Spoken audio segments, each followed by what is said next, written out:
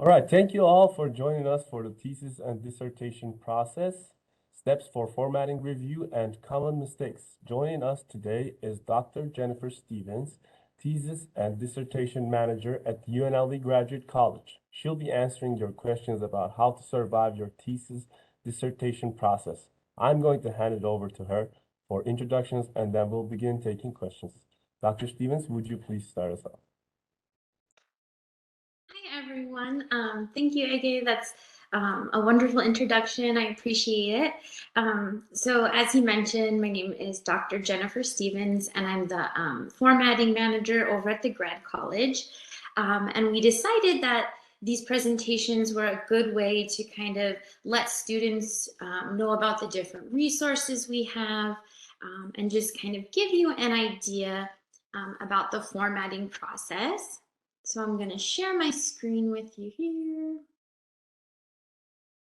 All right, and I shared this presentation with the team, so they should be able to get this to you if you like it.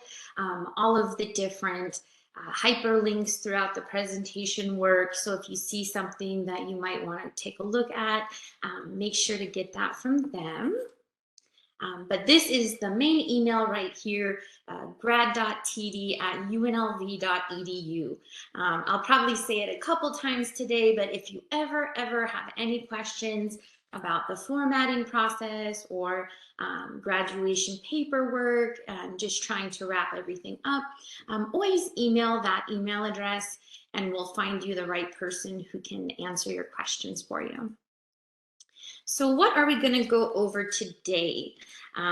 This is about formatting for your thesis and dissertation. And we're going to go over what exactly you should do to prepare for your format review, different resources that the Graduate College provides provides to help you format your document correctly, when and how you should submit your document for format review. And then I'll go over the entire review process.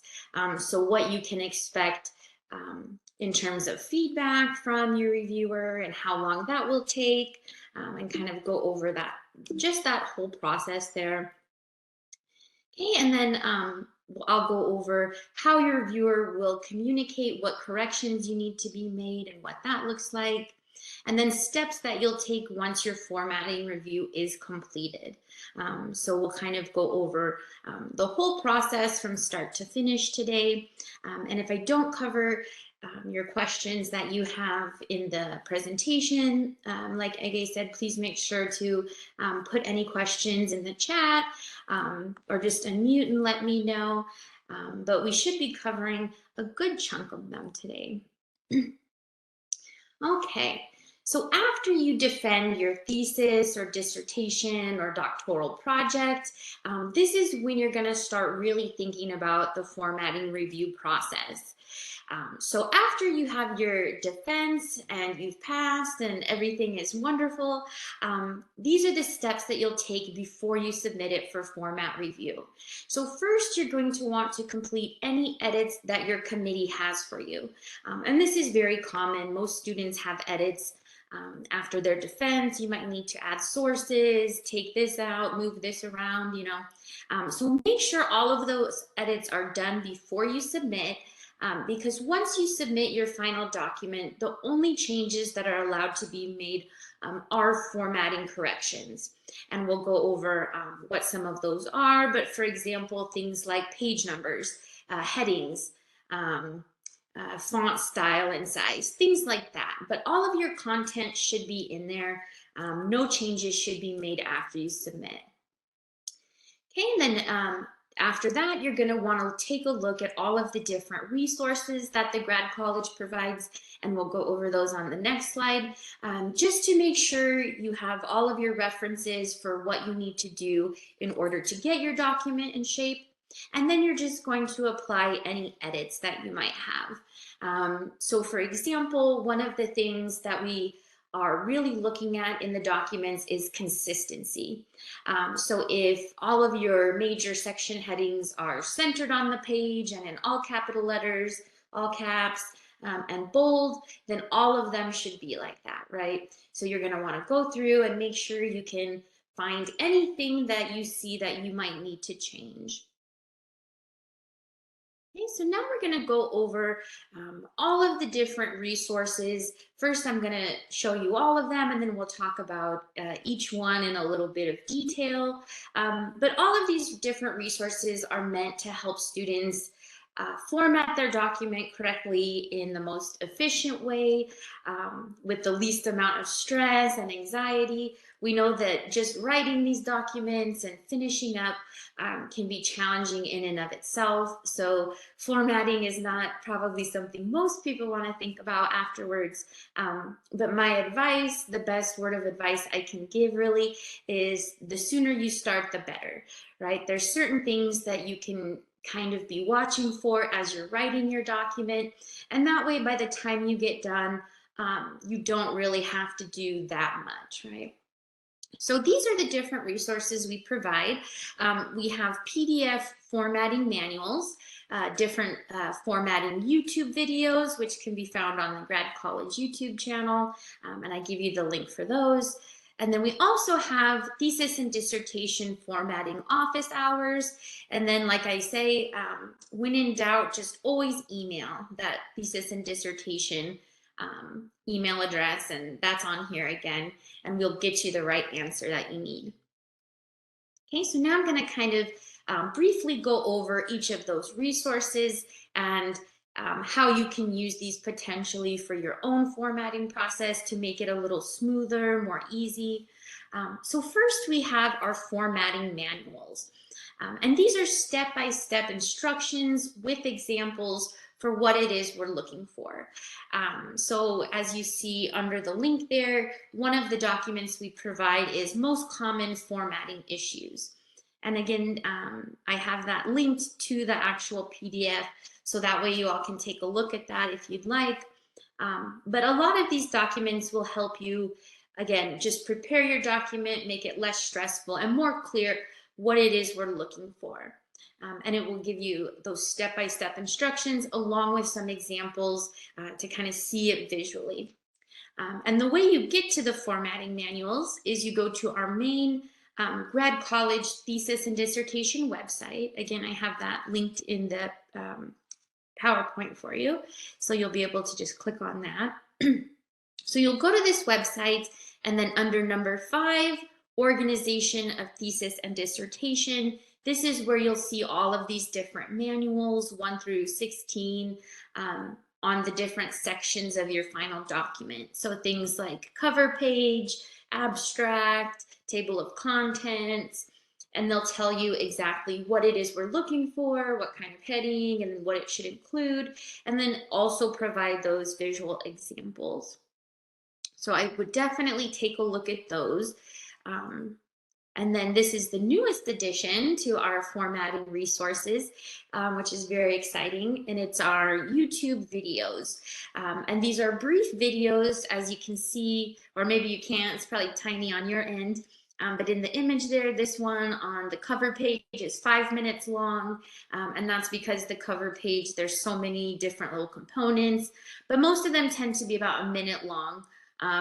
Copyright page, a minute, abstract page, a minute. So this is just another way to get the information from those manuals, but see someone doing it in real time. So it's a kind of demonstration with me explaining how to do it over Word in a nice little short video. So just another way to get that same information. Maybe you take a look at the manuals, but it's still a little unclear. We only have the 3 videos for now, the cover page, copyright, and abstract, but we're making those. So the others will be coming soon. But this link here is hyperlinked, so you can go to that YouTube channel the Graduate College has, and they're all titled TD series. But this will bring you right to it. So same information, just another way to kind of see what exactly it is we're looking for if you look at the manuals and it's not clear. And then our next resource that we provide for students is the thesis and dissertation formatting office hours. And these are one-on-one appointments. 9 times out of 10, you'll meet with me. So always willing to help students. We meet with you and just go over anything that you're maybe worried or concerned about, or maybe you can't figure it out even after you've looked at those different materials, right? Maybe it's still not clear. And some students just want to have me take a look at it before they submit, see if I catch any major issues, and that's perfectly fine. I always do that for students. So if you ever want to have one of those one-on-one appointments, you'll see the email address again, same one at the beginning, grad.td@unlv.edu. And we can set that up for you. Usually the same week we have appointments, but you can book further out if you'd like. But very helpful, again, if maybe you're stuck on something like page numbers. How do I get this? I read the manual and I still can't get it. I can kind of walk you through and help you with some of those issues that you're having. Okay, and then finally, oops, sorry. Finally, like our last kind of resource or go-to, like I say, when in doubt, just email. Email that grad.td email address, and we can, if it's not a formatting question or it doesn't necessarily fall under my wheelhouse, I can get in contact with your RPC coordinator, let's say, or whoever it is that needs to help you. But we're always here to get you those answers you need and to make it the least stressful and time efficient as possible. And this is my email address. You can always email that also, jennifer.stevens@unlv.edu. If you have a question about formatting, or if you just want to set up an appointment, even anything like that, and we can get that taken care of for you.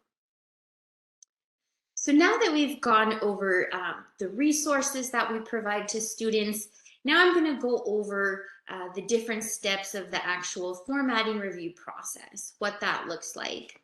And the first step in that is submitting your document for format review. So once you've applied all your corrections, your edits or corrections from your committee, you have your very final document that you're going to be using, and you've taken a look at the manuals or even had a meeting with myself to look at it, and now you're ready to submit for format review. So you're going to go to this main website. This is our thesis and dissertation website, same one where those manuals are found. Again, linked here for you, so you can kind of look this up after if you'd like. So once you go to the Grad College Thesis and Dissertation website, you're going to go on number 10, Format Review, and there you'll see, as the arrow shows, the link to the submission portal. So you'll click on that hyperlink, and it will have you upload the final PDF version of your document. And we even have a manual on there how to save your document to a PDF if you don't know how to do that. And then you'll save your doc as a PDF, upload it there, and there'll be some fields where you enter information like your chair's name, their email, your end sheet, different things like that we'll need on the grad college end. But then your review process begins. So once we receive that final PDF, we send it out to one of our reviewers, and they take a look at it. And this image here on the right, this is the actual checklist that we use. This can also be found with those manuals on that website. There's a PDF of the checklist, but you'll see the reviewer's name, date, the student's name, and whether or not you need revisions. And if you do need revisions, because all students tend to have at least one round of revisions, including myself. I tried as hard as I could to not have any errors when I submitted my dissertation a couple years ago, and I still had one round of revisions, so it's pretty much impossible to get it perfect the first go, but we definitely try for you and help you get it there as simply as possible. But say you submitted and you have some corrections you need to make, your reviewer will send this checklist back to you within 4 business days. That's kind of the typical turnaround. It might be a little less, a little more if it's at the end of the semester when everyone submits at that same time. But once you do, where that arrow is, your reviewer will put the number of the different sections where you will have revisions to be made. So it might say like 1, 5, and 10. So then you'll go to the bottom of each of those sections, number 1, number 5, and number 10, and it will be laid out for you exactly what you should change. So for example, the reviewer might have a comment like, please make sure on your cover page, your title is in all capital letters, all caps, right? It might say that. So it's very clear what we want you to do. You're not expected or required to go through each individual component of the checklist. That's just for the reviewer. And then in that box at the end of each section, that's where they'll lay out for you what exactly needs to be corrected. And this can take a couple of rounds, right? Might be 1, maybe 2. Again, what I tell students is what really determines that, the number of revisions and rounds and things like that, is how prepared the document is when you submit it. So the more work you can get done to making it to those revision standards, the better. The easier it's going to be, the faster it's going to be. This way we can get it tweaked and perfect, over less amount of time. But once all of those rounds of edits are completed, you'll receive an email that looks just like this from the grad college. Say, congratulations, you've received formatting approval, wonderful job, on to the next steps, right? And when you get that email, your RPC coordinator, which is retention, progression, completion. This is who is in charge of making sure all of your forms are in. So like your culminating experience form, advancement to candidacy form, all of those things are in. We CC them on the email, and they'll be kind of the next person to take over and help you with the final steps. So they're going to reach out to you with your final document, which includes the approval page. So if you look at the manuals, you'll see that your abstract should be like the first thing in your document, and it should be lowercase Roman numeral 3. And that's because your approval page is going to be lowercase Roman numeral 2. But they'll insert that for you. And on that page, it will have all that information that you entered when you submit your document. They'll have all your committee members, your chair. And so once you receive that from them, you'll take a look at it as the student, make sure everything looks good to you, all the names are correct, and everything looks good on that approval page. And then once you confirm that with them, then they'll send you the instructions to upload your document to ProQuest, which is where we house all of these within the library, right, called Digital Scholarship. And this is kind of our publisher, that digital version of your document.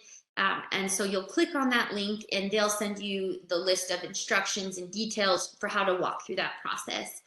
It's not hard, but it's just better to have those instructions and have a very clear idea of what you'll need. And then that's literally the very last step. Once you submit to ProQuest, you're finished, everything is done, and then after that, it's just your RPC coordinator, again, making sure you have any paperwork that's missing in. But then you just have to wait and celebrate graduation after that, literally the last step. So in this process, like I say, at any time, if you ever have any questions at all, you're always going to want to go to that grad.td@unlv.edu email. Send us an email with those questions or concerns, and we'll get back to you right away. So that's kind of the main quick version of the whole process. And let's see, do we have any questions or anything that came in, or see if anyone has specific questions?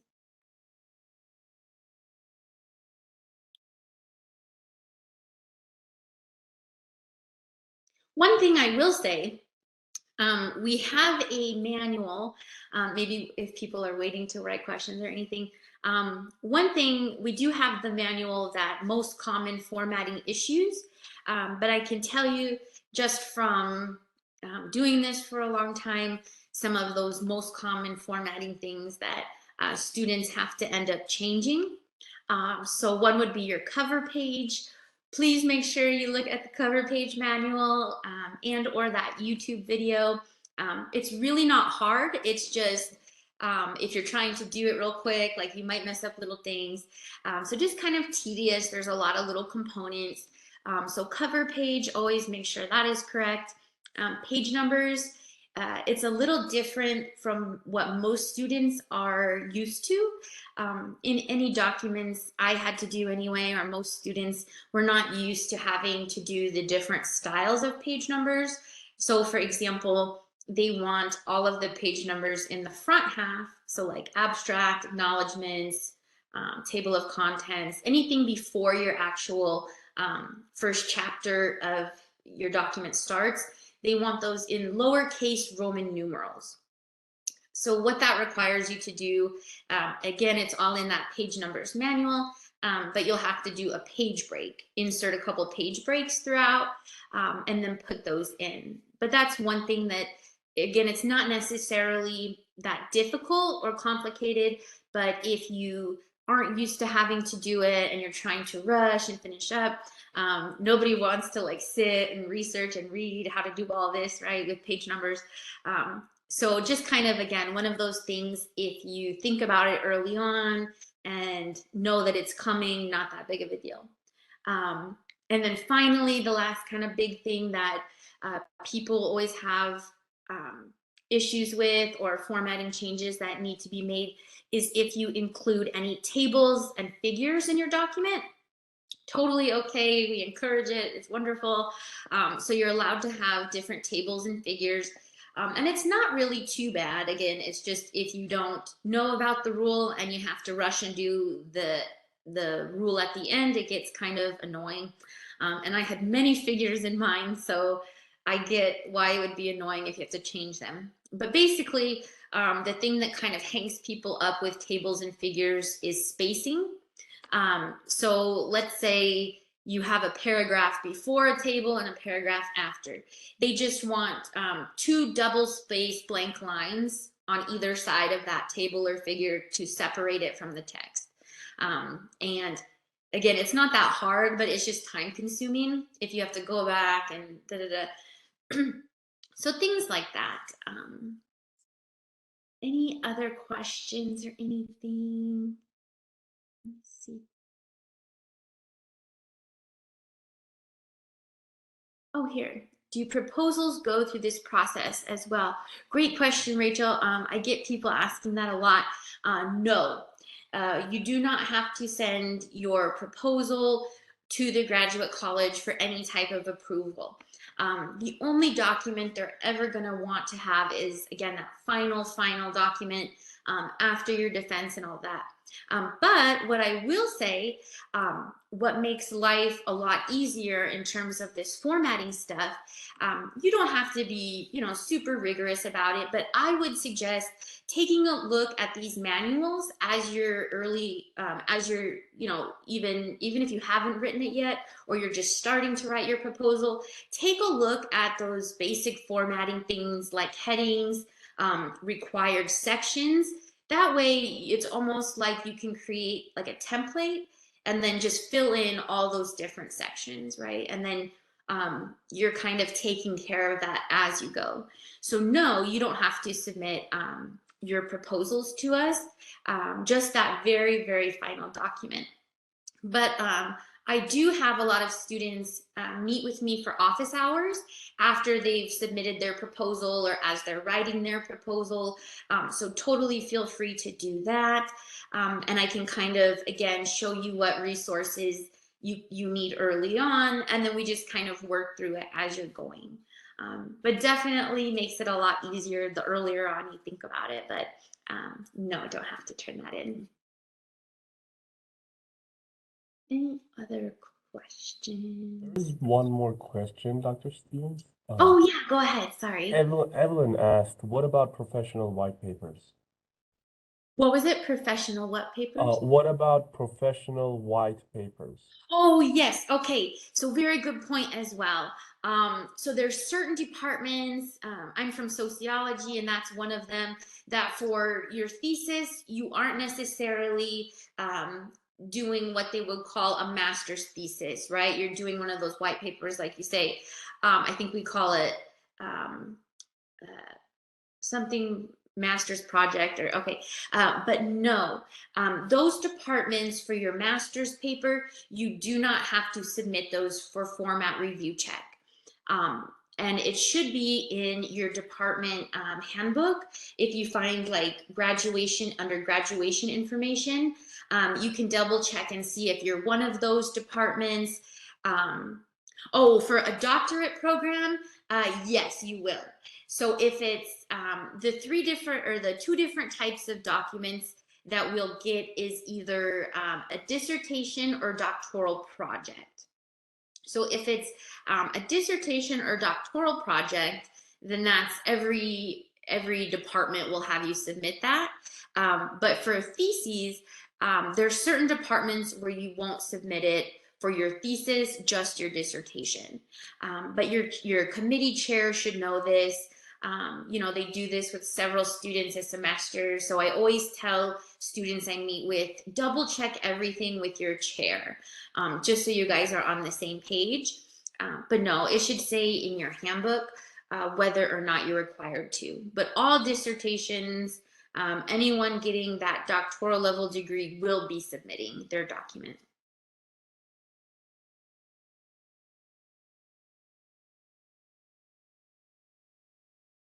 Oh, you're welcome. You're welcome.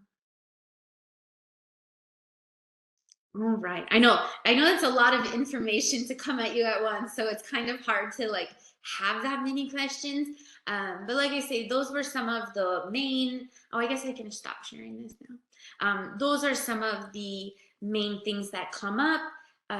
When in doubt, always email and always just double check and we'll get you the right person. And use those resources, right?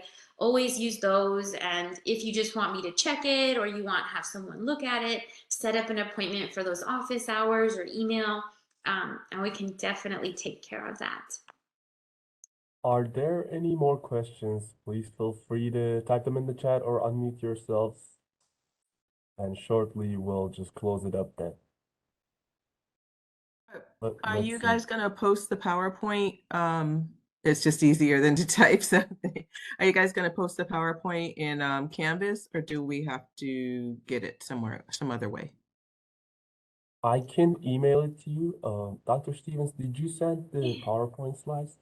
Yeah, yesterday. So it should be, I'll send it again at the end just so you have it. But yeah, just feel free to email that out to all the students. It has all the links and everything. So like I say, that'll be helpful to have, like, you can just click on the YouTube video link without searching around and everything. But yeah, definitely, I'll double check. I sent it yesterday in our email, but I'll just I send see it. Yeah, oh, perfect. Yeah, and I didn't change it or anything, so feel free to send that out to them. Yeah. Okay, I'll send it to you, Evelyn. And anybody else, if they want a copy of this PowerPoint, can drop their email in the chat and I can just send it to you guys right after this workshop. Great, thank you. Of course, you're welcome. Any other final thoughts, Dr. Stevens? I think that's it. Like I say, when in doubt, always just double check. We know it's a stressful time anyway with finishing it up and trying to graduate and remember everything. So we really do try our best to provide those resources and make it as you know, at least anxiety provoking as possible. So definitely reach out if you need anything. But yeah. Thank you so much for letting me come and share with you all. Of course. Thank you so much for sharing your time with us today and for providing us with such helpful advice and tips. And thank you to our participants for joining us today. We'll see you guys for the next workshop. If anybody wants to join for that too, it's going to be at 2 p.m. It's going to be Power Up Your Personal Brand. And we'll be posting this workshop on our YouTube channel too, Graduate College YouTube channel. Thank you so much once again for your expertise, and have a nice day, everyone. But we'll be in the same room, so you guys can stick around. Bye. Thank you. Bye bye. Thanks.